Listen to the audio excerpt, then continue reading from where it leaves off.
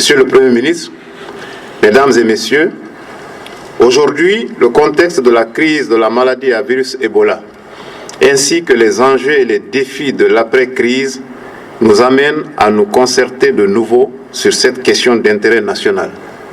Comme vous le savez, sur l'initiative de son Excellence, Monsieur le Président de la République, Professeur Alpha Condé, le gouvernement a élaboré une stratégie de relance socio-économique post-Ebola pour apporter une réponse à la crise sanitaire et socio-économique que notre pays traverse depuis plus d'1 an.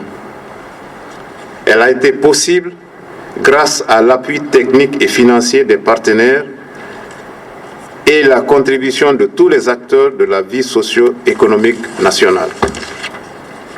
Elle est le fruit d'un travail participatif et inclusif qui en fait un document de stratégie nationale partagé et soutenu par l'ensemble des composantes de la nation.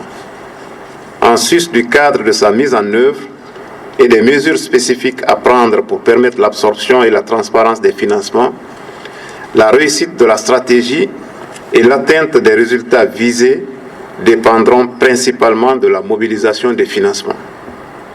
Les besoins se chiffrent aujourd'hui en 1,534 milliard de dollars pour la période 2015-2017.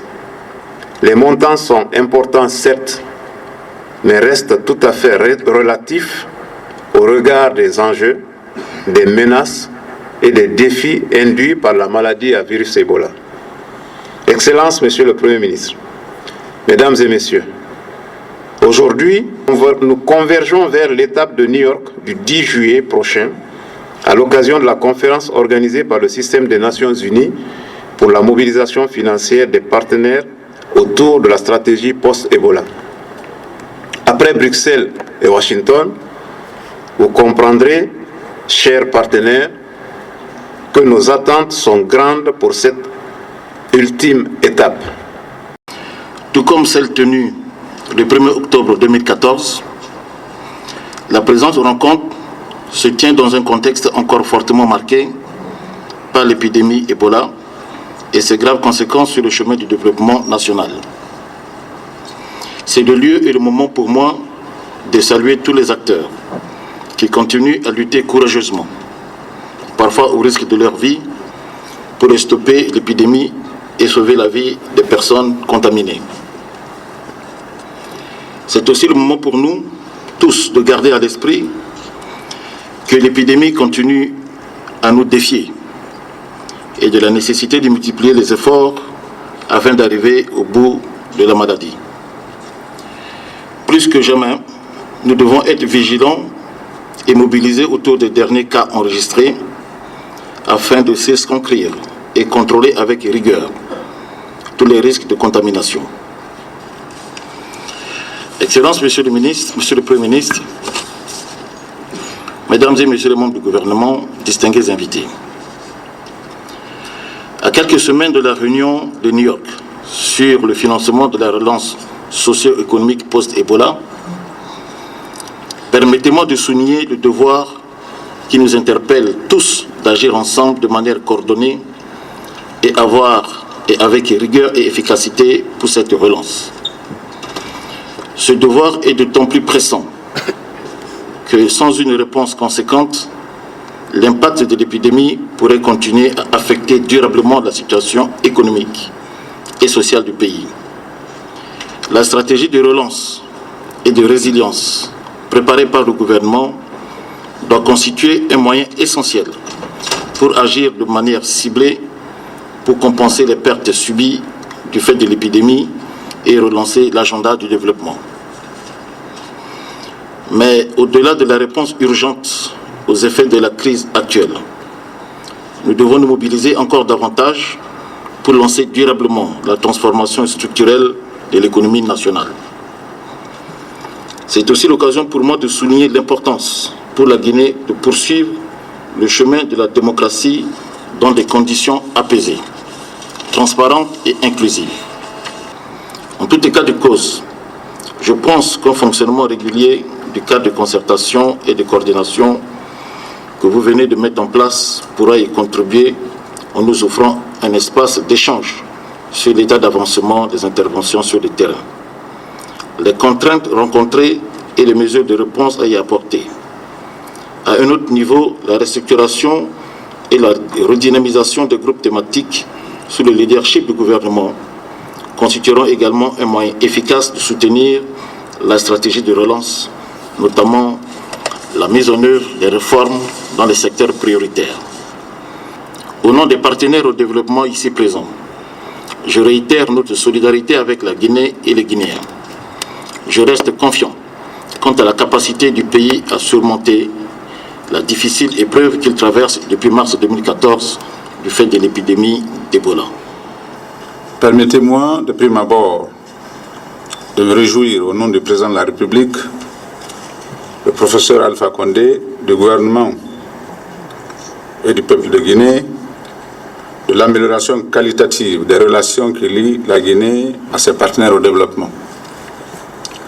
Le soutien que nous recevons de vous, et plus particulièrement en cette période de crise Ebola, illustre le nouvel élan pris par nos relations et symbolise le retour de la Guinée sur la scène internationale.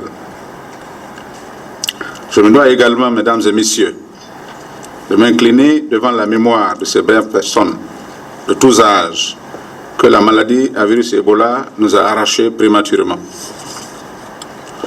Le gouvernement poursuit ses efforts sans lassitude pour éliminer cette maladie sur notre territoire. En dépit des obstacles d'ordre sociologique, nous ne reculerons pas et nous ne faiblirons point. Nous voulons compter sur votre soutien pour arriver très rapidement à une situation de zéro Ebola en Guinée. Nous nous réunissons aujourd'hui, comme vous le savez, dans le cadre d'une concertation institutionnalisée autour d'une thématique portant sur la mobilisation des acteurs dans la mise en œuvre de la stratégie de relance et de résilience socio-économique post-Ebola.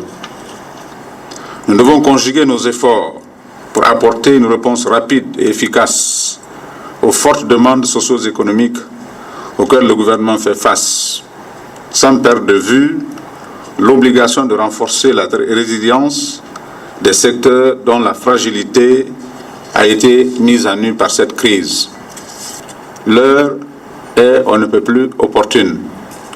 Cette démarche se justifie amplement par le souci d'alléger la souffrance de nos populations, d'endiguer le dévissement économique croissant et de parer à toute nouvelle crise dans le futur. Les différents axes de documents stratégiques de réduction de la pauvreté autour desquels s'articule le plan de relance national offrent l'opportunité à tous d'apporter nos contributions à cette entreprise. Je voudrais toutefois insister sur le fervent désir du gouvernement d'avoir des ressources additionnelles, car une simple réallocation de vos portefeuilles entraîne des conséquences ailleurs. Nous souhaitons que ce message soit relayé au niveau de vos autorités compétentes pour une meilleure réussite de la conférence de New York sur le financement des plans de relance et de résilience. Pour une compréhension partagée des priorités et des besoins, nous devons être capables, à l'issue de cette rencontre, d'apporter une nouvelle impulsion dans la gestion de la crise Ebola et après Ebola, et apporter des réponses concrètes pour la mise en œuvre des priorités nationales de développement dans un cadre de dialogue et de concertation renforcé. L'objectif de cette réunion, de ce cadre de concertation, c'était de nous familiariser avec l'arrêté qui a été pris au mois de février dernier par le Premier ministre pour instituer ce cadre de concertation. En principe, on devait se revoir un peu plus tôt, mais comme vous le savez, avec les difficultés que notre pays est en train de traverser dans le cadre de la maladie à virus Ebola, et aussi il y a eu quelques crises sociopolitiques qui nous ont amenés à reculer un peu la date de cette concertation. Mais comme vous le savez, nous sommes toujours dans une dynamique de Ebola et de post-Ebola. La seconde session a porté sur la stratégie de mobilisation de ressources, donc de financement du plan d'action prioritaire post-Ebola. Je pense que le partenariat entre nous et nos partenaires techniques et financiers se trouve dans une complémentarité. Alors aujourd'hui, nos partenaires ont salué l'initiative de la mise en place d'un cadre de concertation. Et nos partenaires nous ont demandé à ce que les programmes de rencontres qui sont prévus soient respectés désormais. Le cadre de concertation se réunit une fois chaque 3 mois. Et désormais, on va suivre ce rythme-là. Ensuite, nous avons proposé à nos partenaires la possibilité de réduire les groupes thématiques. Il y a aujourd'hui entre nous et nos partenaires des groupes thématiques avec plusieurs secteurs. Ensuite, nos partenaires nous ont conseillé, en allant à New York, parce que le 10 juillet, il y aura une réunion de haut niveau organisée par le système des Nations Unies dans le cadre du financement de la stratégie de relance des 3 pays, la Guinée, le Libéria et la Sierra Leone. Donc, ils nous ont aussi donné des conseils de présentation des demandes, des requêtes de financement. Et donc, je pense qu'aujourd'hui, la session de ce matin s'est très bien passée. Du côté du gouvernement, en tout cas, nous sommes satisfaits. Si la croissance a chuté en 2014 et va chuter en 2015, c'est à cause de la maladie. Il y a le plan sanitaire, mais il y a aussi les impacts indirects qui a touché toute l'économie. Donc, quand vous prenez alors cette trajectoire de croissance, vous vous rendez compte qu'à partir de 2013, ça commence à baisser de 2,3 à 1% et ensuite 0. Et si des mesures correctives ne sont pas prises, la récession sera profonde.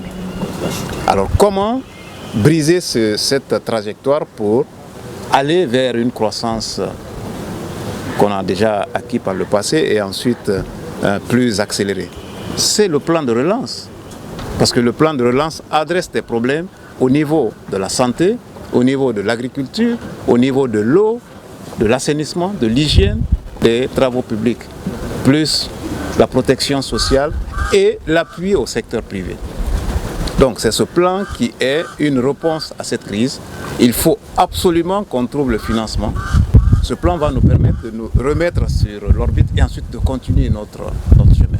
Si on n'a pas de réponse sur le plan financier, l'économie risque de chuter. Donc c'est la réponse à la crise. Pour la Banque mondiale, nous sommes satisfaits de cette deuxième réunion du cadre de concertation qui, comme le ministre l'a indiqué, va nous permettre d'avancer en harmonie en tant que partenaire technique et financier en ce qui concerne l'accompagnement du programme du gouvernement. L'Union européenne se réjouit aussi de ce cadre de concertation et le renforcement, et que en ce qui concerne le plan de relance, l'Union européenne va dans le cadre de ces programmations pluriannuelles